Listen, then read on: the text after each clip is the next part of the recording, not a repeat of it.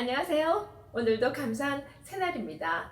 오늘부터 히브리서를 읽겠습니다. 이 히브리서는 저자가 누구인지 확실하게 밝혀지지 않은 그런 말씀입니다. 바나바인가 바울인가 누군가 또 이렇게 누굴까 하는 이야기는 있지만 그것이 그렇게 중요한 것 같지는 않고요. 이 히브리서가 왜 쓰여져 있는지에 대한 거를 우리가 확실하게 알고 그 메시지를 붙들고 또 우리 신앙생활하는데 큰 도움이 되는 그런 말씀드리기를 또 기대합니다. 이 히브리서는 내용을 보면은 이 토라에 대한 것이 굉장히 이미 알고 있는 누군가에게 전해지는 글이라는 걸 볼 때 그 수신자는 아마 이미 유대 민족들 는 이미 토라를 이미 다 꿰고 있고 하나님의 존재에 대해서 다 알고 있는 자들이잖아요. 그 자들에게 이렇게 전하는 내용이구나. 그래서 인용하는 부분이 굉장히 많이 나오거든요. 토라에 대한 내용이. 그래서 알고 있는 사람들이구나 하는 거를 알 수가 있고, 그 다음에 또 중요한 거는 이 자들이 평안한 어떤 그런 상태가 아니라 굉장히 박해 속에서 이 신앙 지키는 게 힘든 그런 상황 속에서 지금 어떤 자는 그 믿음을 힘든 가운데 지키고 있는 자들이 있고, 또 어떤 자는 그것을 이기지 못해서 또 배교를 하고 떠나가는 이런 무리들이 있는 것이 보입니다. 그래서 이걸 쓴 목적은 그런 자들에게 끝까지 소망을 잃지 않고 이 말씀 속에서 확실하게 우리가 믿고 있는 예수님이 누구인지 알고 그것을 이제 고난을 이겨내라는 그런 의미로 이제 쓴 그런 말씀입니다. 우리가 다 아는 것처럼 구약은 모든 어떤 상황이나 내용들이 다 예수님에게 초점이 맞춰져 있잖아요. 어떤 모형이라고 생각하면 그것이 실체가 되어 온 게 예수님인 건 거죠. 그래서 이 히브리서를 보면은 그런 구약에 있던 토라에 있던 내용들 이미 알고 있는 유대민족들이 알고 있는 그 내용을 이렇게 계속 끌어다가 예수님을 확실하게 이해할 수 있도록 도와주는 그런 내용들입니다. 첫째는 이제 앞부분에 보면 천사들과 율법에 대한 내용을 이제 가지고 이제 예수님을 조명하는데요.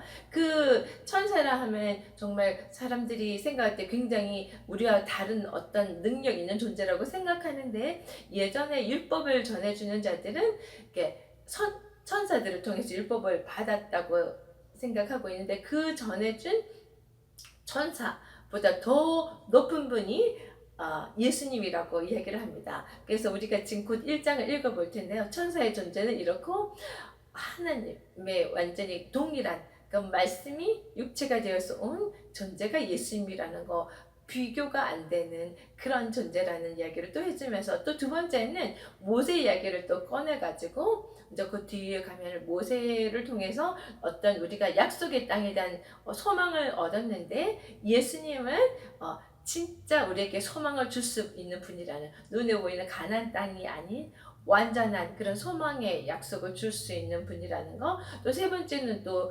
제사장들과 멜기세덱 이야기를 이제 또 끄집어내서 이야기하면서, 이 제사장들은 그런 대신해서 죄를 하나님께 이제 이렇게 속죄받을 수 있도록 그런 역할을 해주지만, 제사장조차도 불완전한 존재이기 때문에 자기 죄를 위해서도 이렇게 계속 이제 속죄하는 그런 거를 했어야 되지만, 이제 우리에게 오신 예수님은 완전한 멜기세덱 라인으로 죄가 하나도 없으셔서 우리의 죄를 완전하게 해결해 주실 수 있는 분이라는 그런 내용과, 또 마지막으로는 또 이렇게 희생제물을 계속 드리는 어떤 이런 거를 해왔었잖아요, 유대민족들이.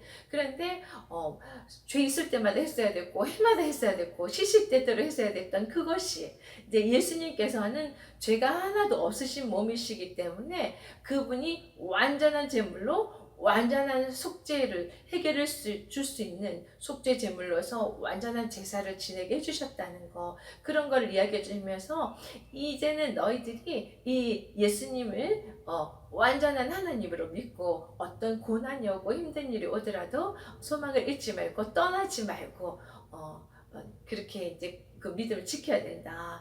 중간중간에 나오겠지만 천사들도 두려운 갖다 준 율법도 중요한데 거기서 잘못됐을 때, 모세가 이끌고 가다가 모세 말을 안 들었을 때 이렇게 벌을 받았던 내용들, 다양한 내용들을 보여주면서 인간이나 천사를 통해서 우리가 제대로 못했을 때도 이런 벌을 받는데, 하물며 하나님이신, 이 땅에 오신 예수님이 이렇게 주는 이런 은혜와 그다음에 모든 해결해 주시는 것을 받지 않을 때 과연 우리는 만약에 배교를 하고 떠났을 때 어떤 상황이 될 건지, 그것도 한번 또 생각해 봐야 하는 그런 말씀들이 들어있는 히브리서입니다. 오늘 히브리서 1장을 같이 한번 보면은요, 우리가 처음에 이야기한 것처럼 초반에는 천사들하고 비교해서 예수님이 어떤 존재인지 이야기를 해줍니다.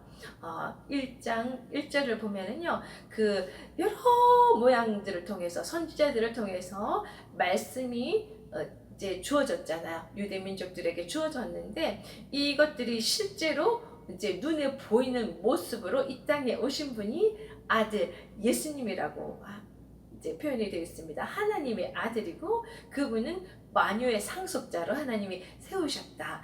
모든 세계가 그로 말미암아 지어졌다는 이야기를 선포를 합니다. 그러면서 이는 2절에 보면 이는 예수님은 하나님의 영광의 광채시고, 하나님이 예를 들어서 영광이면 그곳에서 나오는 빛, 그러니까 동일한 건 거죠. 동일한, 눈에 보일 수 있는 존재로 오는 게 예수님이고, 그 본체의 형상이라, 본체의 형상이라 같은 존재라는 것을 계속 말씀합니다.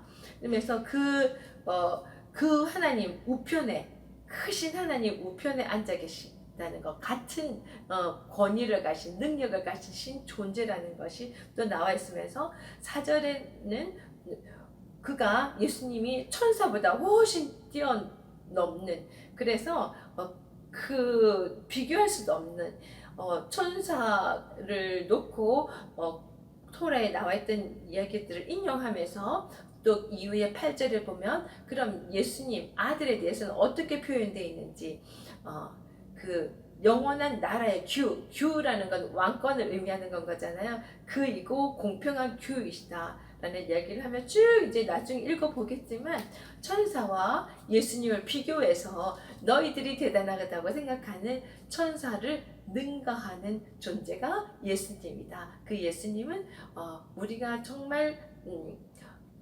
따르고 믿고 있는 하나님과 동등한 그런 분이시라는 것을 강조를 하고 있습니다. 그래서 마지막에 14절에 보면은 모든 천사들은 섬기는 영으로서 구원받을 상속자들을 위하여 섬기라고 보내심이 아니냐.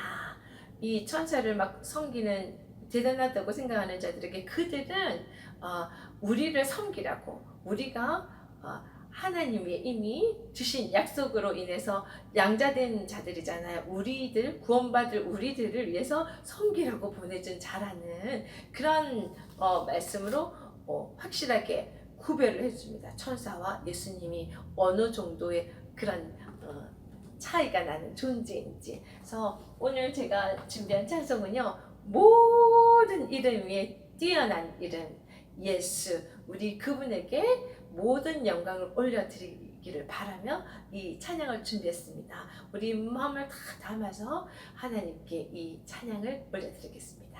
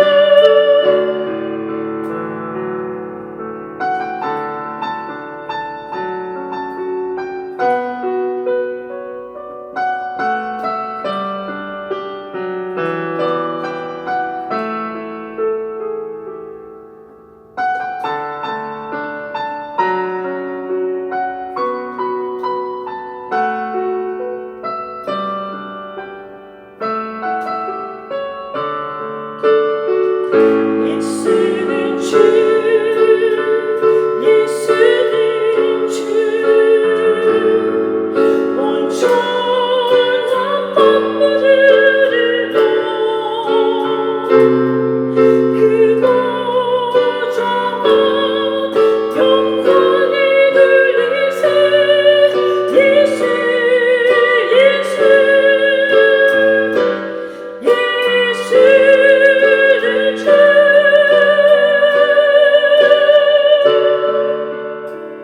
예수는 주 예수는 주 온전한 만물을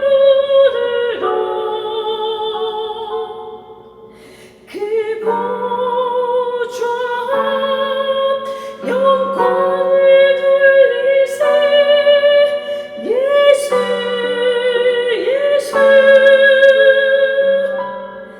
예수 예수는 주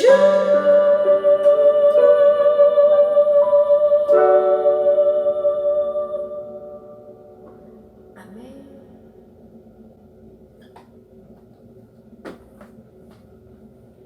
히브리서 1장. 옛적의 선지자들을 통하여 여러 부분과 여러 모양으로 우리 조상들에게 말씀하신 하나님이 이 모든 날 마지막에는 아들을 통하여 우리에게 말씀하셨으니 이 아들을 만유의 상속자로 세우시고 또 그로 말미암아 모든 세계를 지으셨느니라. 이는 하나님의 영광의 광채시요 그 본체의 형상이니라. 그의 능력의 말씀으로 만물을 붙드시며 죄를 정결하게 하는 일을 하시고 높은 곳에 계신 지극히 크신 이의 우편에 앉으셨느니라. 그가 천사보다 훨씬 뛰어남은 그들보다 더욱 아름다운 이름을 기업으로 얻으심이니 하나님께서 어느 때의 천사 중 누구에게 너는 내 아들이라 오늘 내가 너를 낳았다 하셨으며 또다시 나는 그에게 아버지가 되고 그는 내게 아들이 되리라 하셨느냐. 또 그가 맏아들을 이끌어 세상에 다시 들어오게 하실 때에 하나님의 모든 천사들은 그에게 경배할지어다 말씀하시며 또 천사들에게 관하여는 그는 그의 천사들을 바람으로 그의 사역자들을 불꽃으로 삼으셨느니라 하셨을 때 아들에 관하여는 하나님이여 주의 보좌는 영영하며 주의 날의 규는 공평한 규이니이다.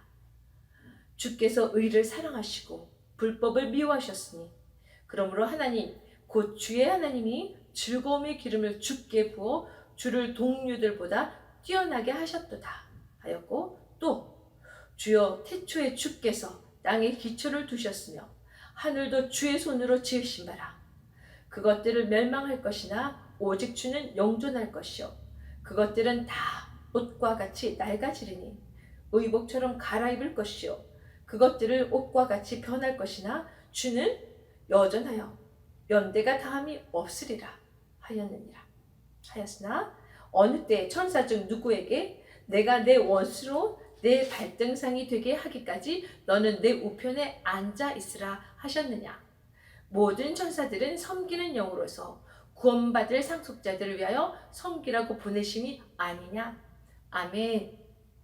저희들 이렇게 성경을 보면은 구약이 36권으로 되어 있고 신약이 27권으로 되어 있는데 구약은 36권이면서도 굉장히 길고 신약은 27권밖에 안 되잖아요. 그래서 이미 예수님이 오셨기 때문에 우리 이 구약은 별로 필요 없고 이렇게 신약만 보고 알면 된다고 이렇게 이야기하는 분이 간간히 계십니다. 그런데 결정체는 예수님이시고 주인공이시고 예수님이 이미 오셨기 때문에 이 이후의 것만 봐도 우리에게 큰 무리는 없지만 이분이 정말 약속하셨던 분이고 그것을 알려주기 위해서 오랜 시간 동안 구약을 통해서 쭉쭉 이 내용들이 어떻게 지금 예수님과 관련이 되어 있는지 그리고 그렇기 때문에 이때까지 한 약속이 예수님을 통해서 이루어졌고 그래서 예수님이 주신 약속 다시 오리라는 부활의 소망과 이 천국에 관한 모든 것들이 실제로 올 수 있다는 믿음의 근거가 되는 거잖아요. 그래서 신약만 보시지 말고 이 모형되는 예수님을 이미 계속 이야기하고 있던 구약에 대한 것을 더 깊이 우리가 알고 깨달을 때 히브리서에서 나와 있는 정말 이 내용처럼 소망 없이 너무나 힘든 이 탄압과 고난과 핍박 속에서 배교를 할 수밖에 없는 그런 연약한 자가 아니라 그 속에서도 꿋꿋이 주님만을 붙들고 갈 수 있는 그런 단단한 믿음의 사람이 될 수 있는 그런 아주 좋은 툴인 것 같습니다. 그래서 구약 힘들더라도 같이 열심히 보며 이 히브리서에서 말하는 그런 내용들을 꼭 붙들고, 우리도 진짜 마지막 중에 마지막을 사는 사람이잖아요. 그래서 이 말씀 속에서 확실한 깨달음이 올 때 우리는 어떤 상황 속에서도 어떤 핍박 속에서도 분별하며 끝까지 우리가 갈 수 있을 것 같아요. 그리고 준비되어 있는 그 영광에 동참할 수 있을 거라고 생각합니다. 오늘도 말씀을 알아가는 기쁨, 그 속에서 힘을 얻으시고요. 승리하시며 오늘 하루 보내시기를 응원합니다. 오늘도 화이팅 하세요. 화이팅!